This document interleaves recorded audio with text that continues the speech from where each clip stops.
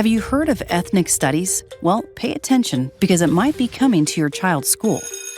And honestly, it kind of sounds nice, right? Learning about different cultures, history, and diversity. Who could be against that? Well, the reality is much more complicated because there is nothing nice about the ethnic studies programs that are steamrolling their way into K-12 schools from coast to coast. Here's the problem. Some ethnic studies programs, known as Liberated Ethnic Studies, aren't about celebrating culture.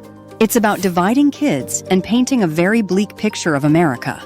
It is a discipline rooted in activism, social justice movements, and the belief that everyone is either an oppressor or oppressed based on their different identity labels.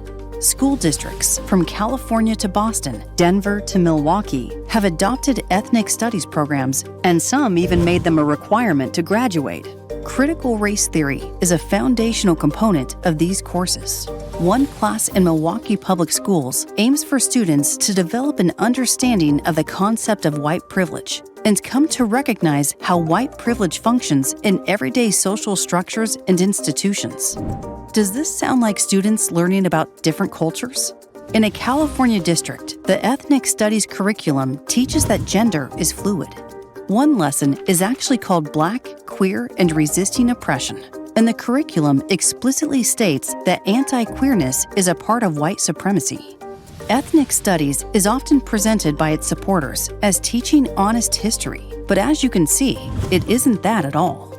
It is far-left political programming that rejects traditional academic neutrality and instead teaches through a lens of power, privilege, and systemic injustice.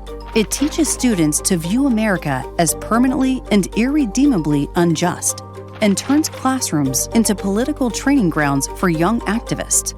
The bottom line? No matter how it is marketed to parents and the public, ethnic studies is not about learning culture or history. It is about tearing down America and our values. And once it's in the classroom, it seeks to change how students see the country, their peers, and even themselves, and it expects them to do something about it. Learn more about ethnic studies at defendinged.org.